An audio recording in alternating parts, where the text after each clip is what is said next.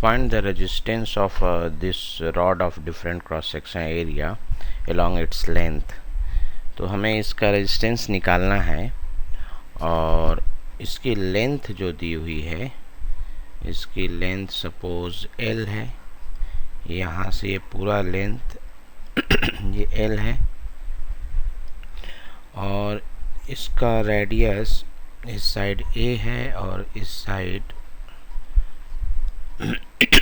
B है। हमें battery अगर लगानी है इसमें तो हम इस साइड से बैटरी ऐसे लगाएंगे, ऐसे, ताकि करंट ऐसे जाए, यानी करंट ऐसे जाएगी। इसलिए रेजिस्टेंस हमें इस क्रॉस सेक्शन और इस क्रॉस सेक्शन के बीच में लेना है। एक बात समझ में आई? तो इसमें जैसे जैसे करंट जाएगी हम देख रहे हैं कि क्रॉस सेक्शन एरिया जो है इसका वो बढ़ता जा रहा है। ये क्रॉस सेक्शन एरिया बढ़ता जा रहा है। तो हर पोर्शन का, जैसे सपोज करिए यहाँ से ये छोटा सा अगर एक सेगमेंट लें हम ये, तो इसका क्रॉस सेक्शन एरिया ये वाला लेना होगा और जब यहाँ पे रहेगा तो इसका क्रॉस सेक्शन ये लेना होगा। चूँकि रेजिस्टेंस का हम लोग फार्मूला जानते हैं कि resistance equal to rho L by A, और जैसे जैसे एरिया बढ़ेगा रेजिस्टेंस कम होता जाएगा। आई मीन जैसे जैसे हम इस साइड आगे बढ़ते जाएंगे रेजिस्टेंस कम, करंट को रेजिस्टेंस कम मिलता जाएगा।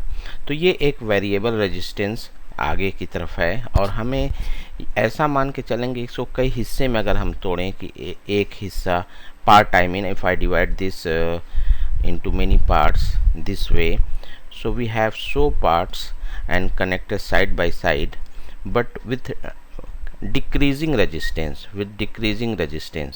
तो इन सबको जोड़ना है। I have to add them up, सबको जोड़ना है। जैसे सपोज करो ये छोटा सा रेजिस्टेंस इसका डेल्टा R1 है, इसका डेल्टा R2 है, इवन दो ये वाला बड़ा होगा, लेकिन इस तरह सबको जोड़ना है हमें। यानी हमें जो इक्विवेलेंट रेजिस्टेंस आएगा वो सारे स्मॉल रेजिस्टेंस जो भी इसके छोटे छोटे पार्ट पड़ेंगे आगे, सारे जितने भी इसके हर पार्ट का जो रेजिस्टेंस होगा इसको जोड़ना है। चूँकि ये एक कंटिन्यूसली डिक्रीजिंग ऑर्डर में है इसका रेजिस्टेंस जो घट रहा है और उसको जोड़ना है, तो हम इंटीग्रेशन का हेल्प लेंगे इंस्टेड ऑफ हम कोई एक सीरीज टाइप में। इस यहाँ पे हमने इसका एक हिस्सा, एक पार्ट लिया जिसको हम इसको एक रेजिस्टेंस एलिमेंट कहेंगे। Resistance element means mathematical term है। इसका मतलब एक छोटा सा रेजिस्टेंस है ये dr, सपोज ये एक लेंगे हम। और चूँकि करंट ऐसे जा रही है, इसके अंदर करंट ऐसे जा रही है, तो ये जो इसकी मोटाई होगी ये उसकी फार्मूला होता है resistance equal to rho L by A. तो जो एल होगा इसका, ये मोटाई होगी, ये एल हो जाएगा इसका। और क्रॉस सेक्शन एरिया तो ये पूरा लेना पड़ेगा हमें। तो सपोज करो इसकी ये एक छोटा सा डिस्क टाइप बनेगा, डिस्क शेप का एक है, जिसकी सपोज करो यहाँ से इसकी दूरी जो है इस एंड से x है और इसकी मोटाई जो है सपोज ये dx है। ये तो dx ही हमारा l हो जाएगा। और ये अगर रेडियस इसकी y ले लेते हैं, मान लेते हैं, तो पाई y स्क्वायर इसका एरिया हो जाएगा जो इसका, जिसके थ्रू करंट जाएगी ये एरिया। तो इसका जो dr हो गया एक तरह से हम लिख देते हैं यहाँ पे dr equal to rho dx by pi y square, ये हो गया। अब इसी को हम ऐड करके R इक्वलेंट निकालेंगे।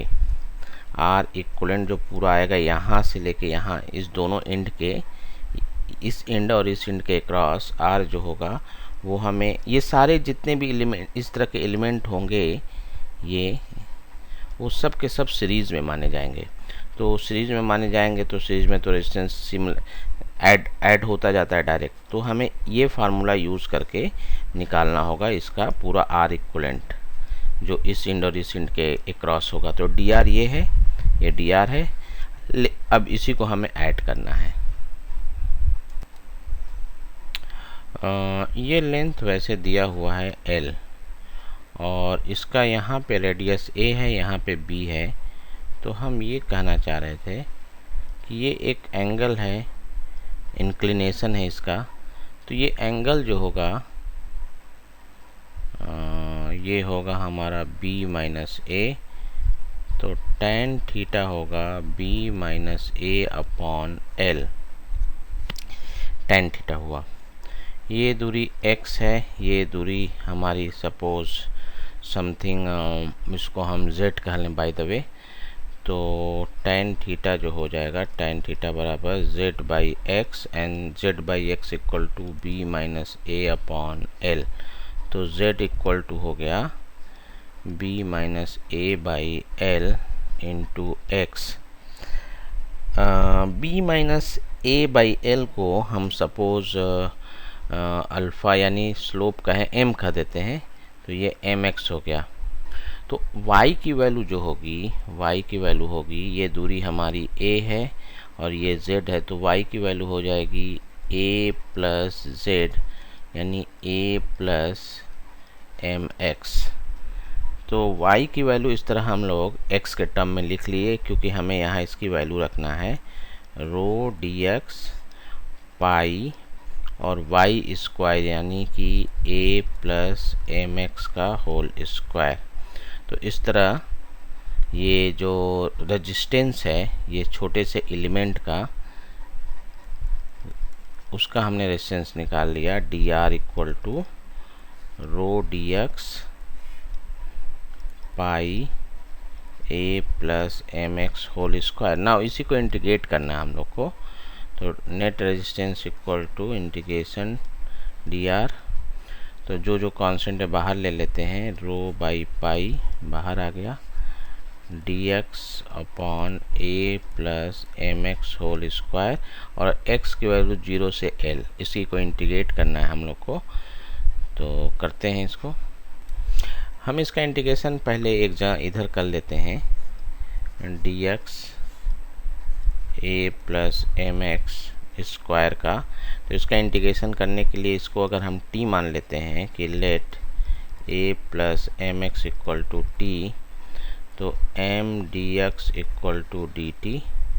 तो ये जो हो जाएगा इंटीग्रेशन इसका, dx बराबर होगा dt by m upon t square. ये हो गया 1 बाई m, बाहर आ गया t माइनस 2 dt। इसका मतलब 1 by m t minus 1 upon minus 1 minus 1 by m 1 by t minus 1 by m, और t कितना है हमारा, t है a प्लस mx। तो ये इसका इंटीग्रेशन हो गया। अब हमें अपनी वापस इस जगह पे जाना है जहाँ जिसकी लिमिट वगैरह रखना है, ये लिमिट वगैरह जो रखना है। तो चलते हैं। रेजिस्टेंस R इक्वल टू है रो बाई पाई, और इंटीग्रेशन है 0 से L dx a plus mx whole square rho by pi. Integration हो गया इसका 1 by m a plus mx 0 से लेके L। अब इसकी वैल्यू रखते हैं रो बाई पाई। पहले x की वैल्यू हम L रखेंगे, तो minus 1 by m 1 upon a plus ml, ये हो गया। फिर माइनस लगा देंगे। अब 0 रख दें अगर हम, तो यहाँ 0 रहेगा तो ma आ जाएगा ये। इसके बाद रो बाई पाई 1 बाई m, ये माइनस माइनस प्लस हो गया, minus 1 by m a plus ml, और रो बाई पाई 1 बाई m तो कॉमन ही लिया जा सकता है, 1/m तो कॉमन ले लिया सकता है, और फिर बचा a और a प्लस एम एल, तो ये हो जाएगा a plus M L minus a, तो a कट गया, ऊपर बचा एम एल, m से m भी कट जाएगा, तो इस तरह इसकी वैल्यू आ गई रो बाई पाई, ऊपर बचा l, नीचे बचा a प्लस एम एल। अब वापस आते हैं हम कि m था कितना, m था b minus a by l। हम दिखाते हैं आपको, m की वैल्यू थी ये वैल्यू हम वापस यहाँ पे रखने जा रहे हैं m के जगह, तो ये हो जाएगा rho by pi l a plus b minus a upon l into l, तो l कट गया, और ये जो बचेगा rho by pi l a plus b minus a, तो ये a भी कट गया, तो rho by pi l upon A B. तो इस तरह इसका रेजिस्टेंस जो हो गया rho l upon pi A B, ये हम लोग का आंसर आ गया, ये इसका आंसर है। अब जैसे इसको ऐसे भी सोच सकते हैं कि अगर यूनिफॉर्म क्रॉस सेक्शन का होता ये, और इसका एरिया a, इसका भी इसकी रेडियस a, इधर भी रेडियस a और l लेंथ होता, तो इसका रेजिस्टेंस होता रो l upon pi a square.